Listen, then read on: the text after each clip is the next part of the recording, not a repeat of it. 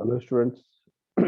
आज के इस क्लास में हम लोग देखेंगे प्रोसीजरल प्रोग्राम में हम लोग अलग अलग प्रोसीजर कैसे बनाते हैं।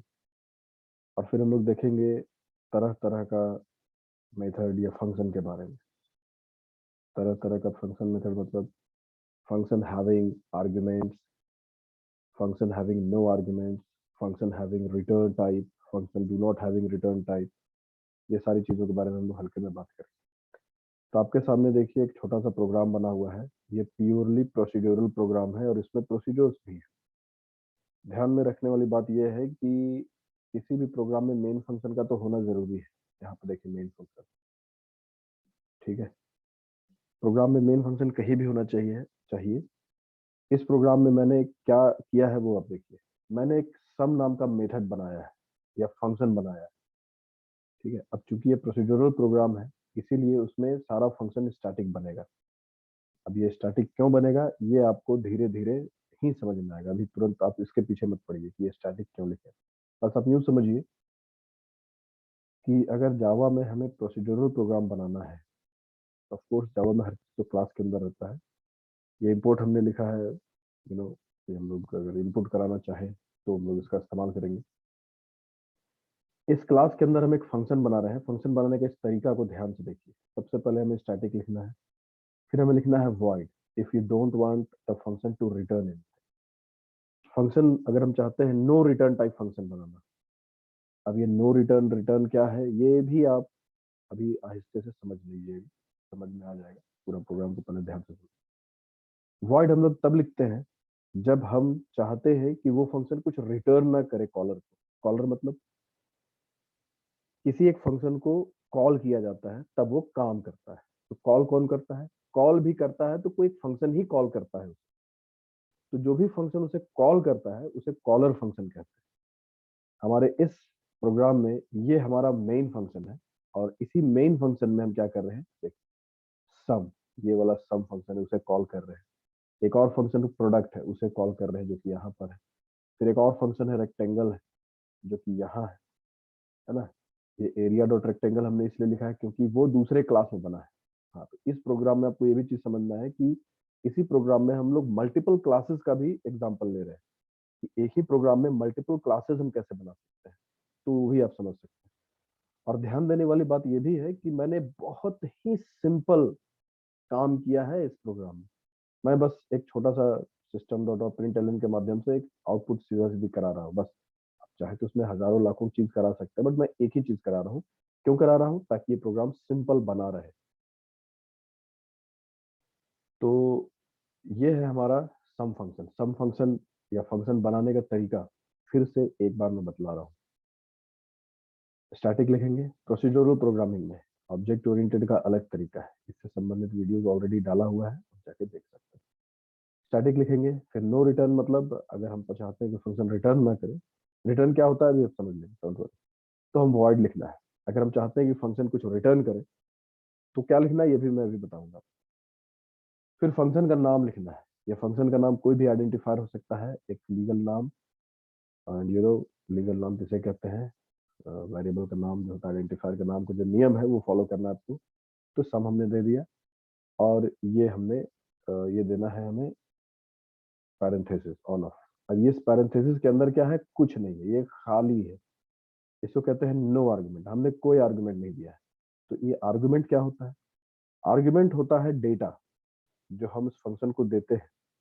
जब हम कॉल करते हैं फंक्शन को डेटा भी दे सकते हैं। मगर अभी हम किस तरह का फंक्शन बना रहे हैं कि भैया no return and no argument. बहुत ही सिंपल, निहायत ही सिंपल टाइप का फंक्शन हम बना रहे हैं। इससे सिंपल टाइप का फंक्शन नहीं बनता है। इस फंक्शन में क्या करना है भाई? तो क्या करना है वो हम बतलाते हैं इस कर्ली ब्रेस से इस कर्ली ब्रेस तक।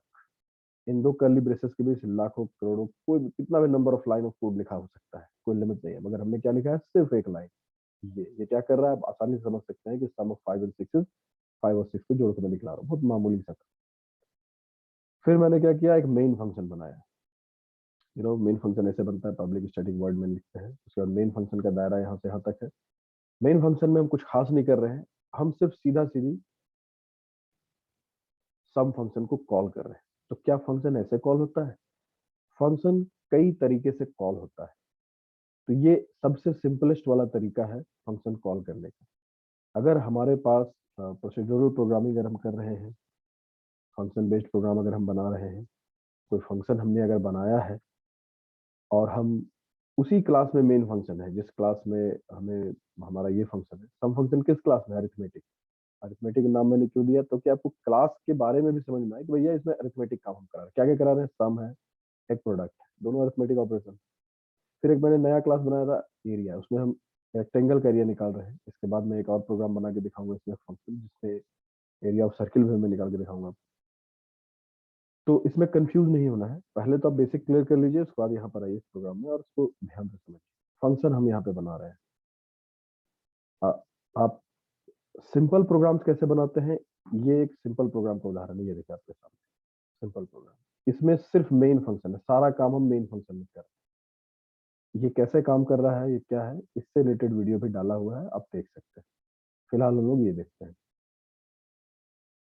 तो ये मेन फंक्शन बनाए, मेन फंक्शन में हमने सम फंक्शन कॉल किया। सम फंक्शन सीधा सीधे ऐसे कॉल करते हैं। ये इस तरह से कॉल हम कब कर सकते हैं?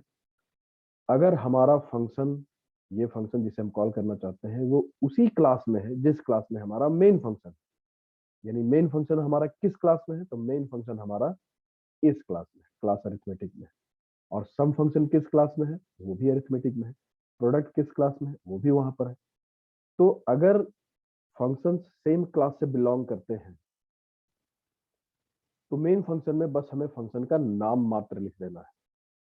ठीक है, बस बस सेम क्लास में बिलोंग करते हैं। ठीक है, अब जैसे इसको उदाहरण के तौर पर समझिए। मान लीजिए एक घर है, जिस घर में आप रहते हैं, उदाहरण के लिए वहां पर एक अमित नाम का लड़का है। तो अमित को बुलाने के लिए आप ये नहीं बोलेंगे कि इस घर का अमित इधर आओ, ऐसा तो नहीं बोलेंगे। अमित बोलेंगे, अमित इधर आओ, ऐसे बोलेंगे। अब एक अमित है जो आपके पड़ोस में रहता है, उसका बाप का नाम है सुमित। तो उसको बुलाने के लिए आप बोल सकते हैं कि हाँ, सुमित का लड़का जो अमित है वो इधर आओ। ठीक है, तो इस तरह से यहाँ पर होता है। अगर हम सेम घर में है, सेम क्लास में है, तो हमें ज्यादा तामझाम नहीं करने की जरूरत है। सीधा सीधे हम उसका नाम लिखेंगे, वो कॉल हो जाएगा और वो अपना काम करेगा। ये इसमें क्या काम दिया हम लोग? एक ही काम दिए। फिर ये काम करने के बाद ये काम करेगा। ये क्या है? प्रोडक्ट। ये यहाँ पर है। तो आप सोच रहे होंगे कि भाई इसको ऊपर नीचे क्यों बनाया है? हम पहले सम बनाया है, फिर मेन बनाया, फिर प्रोडक्ट बनाया। मैं आपको ये दर्शाना चाहता हूँ, दिखलाना चाहता हूँ कि हम कहीं भी बना सकते हैं, ऊपर नीचे कहीं भी बना सकते हैं। मगर बेहतर क्या होता है? बेहतर तो यही होता है कि हम यहाँ ना बनाए इसे, और सारा फंक्शन हम एक जगह बनाए। जैसे अब ये ठीक थोड़ा दिख रहा है कि भाई मैंने पहले सम फंक्शन बना लिया, फिर मैंने प्रोडक्ट बना लिया। अच्छा, मैं पहले आपको इसे रन करा के दिखला देता हूँ कि जब ये फंक्शन नीचे था, यहाँ पर था, जब यहाँ है, तो क्या ये काम कर रहा है या नहीं? तो बिल्कुल ये काम करेगा। इसे सेव करते हैं और ये हमारा कमांड प्रॉम्प्ट ऑलरेडी खुला हुआ है और इसे मैंने सेव भी कर दिया है। सेव मैंने किया है arithmetic.java नाम से। ये देखिए काम कर रहा है, सब सम फंक्शन भी काम कर रहा है, प्रोडक्ट भी काम कर रहा है और एरिया वाला भी काम कर रहा है, सब कर रहा है।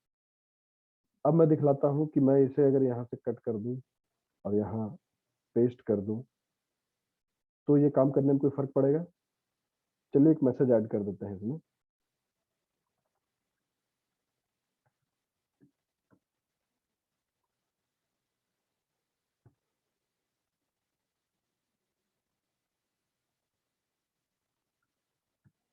ये स्लैश एन जो है ये एस्केप सीक्वेंस है, ये नीचे का लाइन में आपको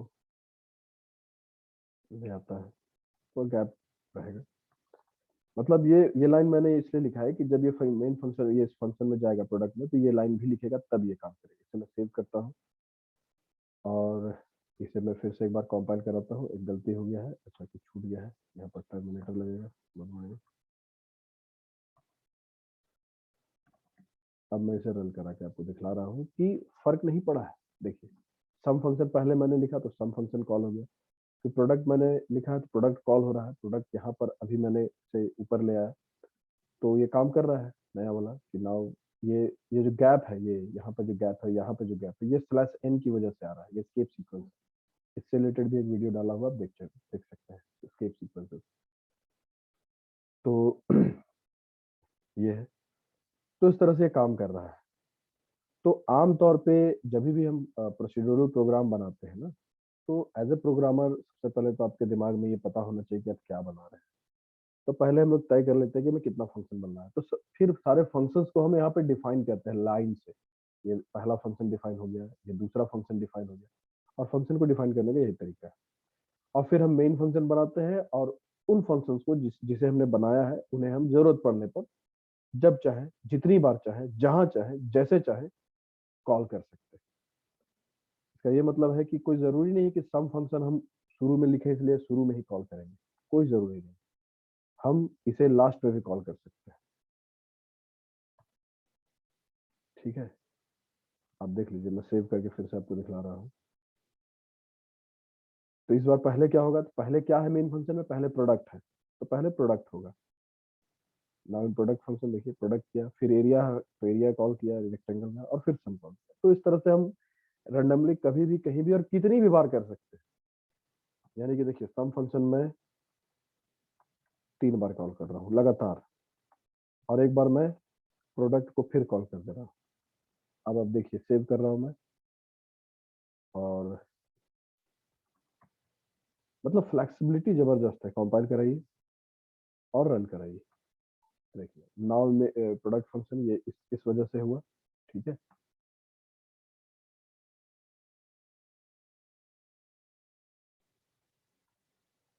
उसके बाद फिर एरिया कॉल हुआ यहाँ से, इस वजह से ये हुआ। फिर देखिए, सम कॉल हुआ 1 बार, 2 बार और 3 बार। ठीक है, और फिर प्रोडक्ट कॉल हो रहा है। तो इस तरह से आपको ये समझना चाहिए कि जब भी हम कोई प्रोग्राम बनाते हैं, तो हम फंक्शंस बनाते हैं, तो हम उसको जब चाहे, जितनी बार चाहे, जैसे चाहे वैसे कॉल कर सकते हैं। अब आते हैं थोड़ा सा दूसरा क्लास के बारे में भी समझ लेते हैं। हम अपने प्रोग्राम में हजारों क्लासेस बना सकते हैं, no limit is there. But हमने एक और क्लास बनाया है। क्लास आखिर होता क्या है? क्लास समझ लीजिए कमरे की तरह है। फिलहाल यहाँ पर प्रोसीजरल प्रोग्रामिंग में हम यहाँ पर एक तरह की चीज को एक जगह कैटेगराइज कर रहे हैं। मान लीजिए हमें अब सिर्फ अरिथमेटिक ऑपरेशन कराना है, तो हम अरिथमेटिक ऑपरेशन से रिलेटेड सारा चीज अरिथमेटिक नामक क्लास में डालेंगे। एरिया निकालने से सारा चीज हम एरिया नामक क्लास में डालेंगे। अगर हमें वॉल्यूम निकालना है, तो हम वॉल्यूम वाला भी क्लास बना सकते हैं। चलिए आइए देखते हैं, बना ही लेते हैं क्लास वॉल्यूम। इसमें वॉल्यूम निकालने से रिलेटेड सारा चीज रहेगा।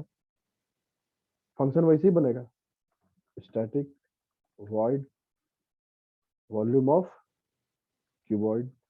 ठीक है, लेंथ विड्थ एंड हाइट उसका एलबीएच होता है, उसका फॉर्मूला। ये मैं सिंपल सिंपल चीजें इसलिए ले रहा हूँ ताकि आपको ये सब फैमिलियर लगे। आप सबको पता है कि क्यूबॉइड का वॉल्यूम या क्यूब का वॉल्यूम या कैसे निकलता है, तो यही कर सकते हैं।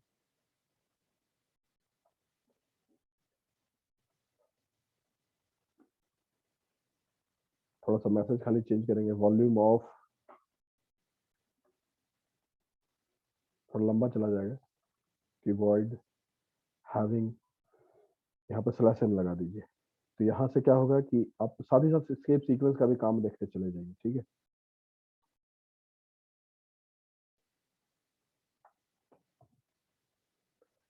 Volume of keyboard having length 5 metre, width 6 metre and height 7 metre is L into B into H.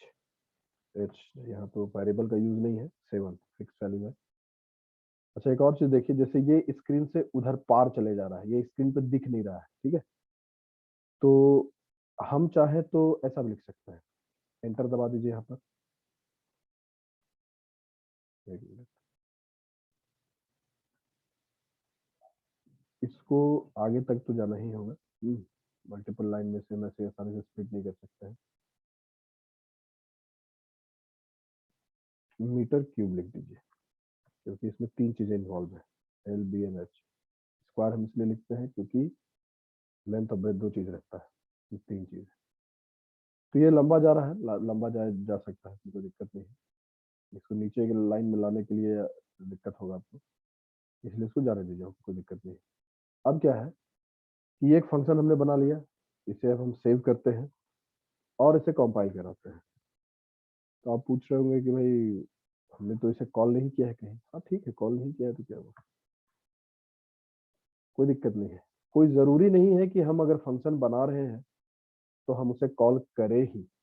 मतलब ऐसा है कि फंक्शन हम बना लेते हैं, जरूरत के मुताबिक हम कॉल करते हैं। मतलब घर में आपका पंखा एसी सब लगा हुआ है, मगर घर में पंखा है एसी है तो क्या इसका मतलब है कि हम उसको जरूरत नहीं भी है तो उसको यूज करते रहेंगे? नहीं। वैसे ही फंक्शन आपका है बना हुआ, आपको जब जरूरत पड़ेगा आप कर सकते हैं। तो आइए इसको ठीक करते हैं और कम रहने दीजिए, शोभा बढ़ाएगा। और अब चूंकि हमारा वॉल्यूम फंक्शन कहाँ है, क्या नाम है इसका, वॉल ऑफ कीबोर्ड, ठीक है, ये फंक्शन का नाम हमने दिया है।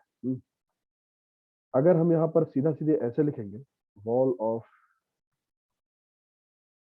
कीबोर्ड, स्पेलिंग देख लीजिए, स्पेलिंग गलत तो गलत ही सही, मगर वही होना चाहिए, ठीक। अब देखिए जब हम इसे वापस से कंपाइल करेंगे, क्योंकि every change after making every change you have to compile it, तो ये आपको बतला रहा है कि भाई ऐसा है कि cannot find the symbol, volume of cuboid नाम का कुछ मिला ही नहीं हमें। और ये मेथड है, मेथड कैसे पहचानता है, ये करली ब्रेस जो है, ये पैरेंथेसिस से पहचानता है ये मेथड आप कॉल करना चाह रहे हैं। लोकेशन क्लास अरिथमेटिक, तो चूंकि हम इसे घर का बच्चा ऐसा कॉल किए हैं, तो इसे अपने घर में ढूंढ रहा है, अरिथमेटिक घर में ढूंढ रहा है कि क्या वॉल्यूम ऑफ कीबोर्ड बोल के कुछ है, तो पाया कि नहीं भाई सम और प्रोडक्ट है, खाली वॉल्यूम ऑफ कीबोर्ड तो इस घर में नहीं है। इसलिए एरर मैसेज दे रहा है कि भैया इस घर में ये ऐसा कुछ नहीं है। ठीक है। अब क्या है कि इसका एक तरीका है कि जो क्लास में वो बना हुआ है वो वहां पर लिखते हैं। तो क्लास का नाम हमने क्या दिया है, वॉल्यूम, वॉल्यूम डॉट। तो इससे एक और चीज आपको समझना है, चलिए मैं पहले से कंपाइल करा के दिखा दूं कि क्लासेस हम लोग क्यों बनाते हैं, चीजों को प्रॉपरली कैटेगराइज करने के लिए कि एक तरह का चीज एक जगह रहे, ताकि हमारा मैनेजमेंट सही हो। इसी तरह का हो गया कि आप किचन में किचन का सामान रखते हैं, देखिए volume of cuboid having length 5 metre width 6 metre, यहाँ पर नीचे लाइन में क्यों है स्लैश एन हमने दिया था, इसलिए सिर्फ 210 मीटर क्यूब। अब ये मीटर में लिखिए कि किलोमीटर में लिखिए कि सेंटीमीटर में लिखिए कि मिलीमीटर में लिखिए, ये पूरी तरह से ये आपके ऊपर है। यहाँ पर नंबरों में आप किलोमीटर, और यहाँ पर जहाँ ऑपरेशन और वहां पे यहाँ पर आपको जो किलोमीटर मीटर लिखना है आप लिख सकते हैं। तो इस तरह से हम लोग अलग अलग क्लासेस बनाते हैं। आप देखिए कि मल्टीपल क्लासेस है हमारे, अरिथमेटिक भी है, एरिया भी है, वॉल्यूम भी है। अब इसमें एक एक फंक्शन ही हम बना है, फंक्शन का नंबर भी हम लोग बढ़ा सकते हैं। लाइक चलिए इसको ऐसा करते हैं कि फटाक से कॉपी करते हैं ताकि समय बचे हमारा। सर्किल, तो area of circle having radius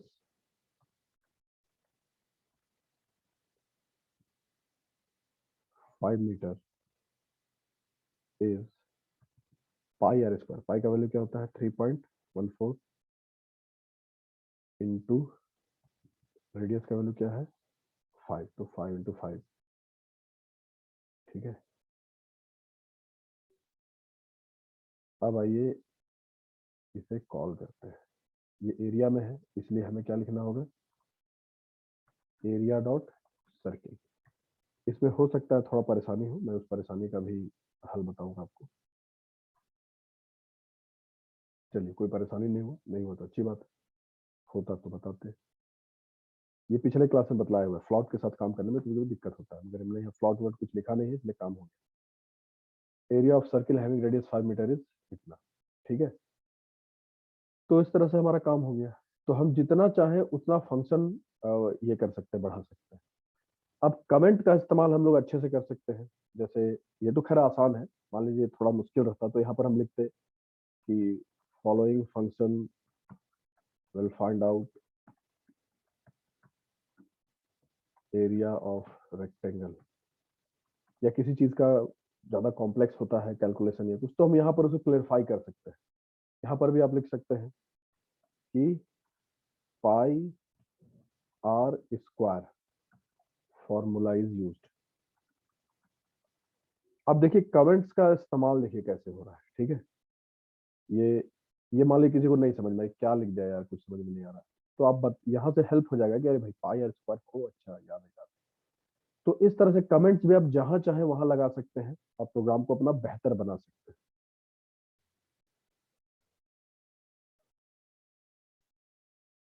तो अब आइए हम लोग देखते हैं कि क्या हम लोग इस एक प्रोग्राम में, जिसमें 3 क्लासेस तो हम लोग बना लिए, क्या हम लोग एक से ज्यादा मेन फंक्शन बना सकते हैं? Let us try. यहाँ जो मेन फंक्शन है इसे हम कॉपी करते हैं कंट्रोल सी से, और एक काम करते हैं, वॉल्यूम नामक जो हमारा एक और क्लास है उसमें पेस्ट कर देते हैं। और अब फंक्शन तो चूंकि अब देख सकते हैं आपकी फंक्शन तो वो सब कॉल नहीं होगा, क्योंकि वॉल्यूम ऑफ क्यूबाइड उसी घर का बच्चा है, इसलिए इसके लिए हमको ये लिखने का जरूरत नहीं है, मगर बाकियों के लिए लिखने का जरूरत है। अरिथमेटिक डॉट प्रोडक्ट लिखना होगा, क्योंकि अरिथमेटिक नामक क्लास में हमारा प्रोडक्ट फंक्शन है ना, ये देखिए, इसलिए वह बताना पड़ेगा कि भैया दूसरे घर का बच्चा है। एरिया डॉट रेक्टेंगल ये ठीक है, यहाँ भी अरिथमेटिक डॉट सम लिखना पड़ेगा, और वॉइड कीवर्ड ठीक है, और एरिया डॉट सर्किल भी ठीक है, ठीक है। अब इसे हम लोग एक काम करते हैं, कंपाइल करा के देखते हैं। कोई दिक्कत नहीं है, कंपाइल हो गया, मगर अब कॉल किसे करना है ये जरूरी बात है। जब आप dir करेंगे तो आपको दिखेगा कि कितना क्लास बन रहा है। एरिया नाम का क्लास भी बन रहा है, अरिथमेटिक नाम का क्लास भी बन रहा है, और वॉल्यूम नाम का क्लास भी बन रहा है। हम लोग तभी किसे कॉल कर रहे थे?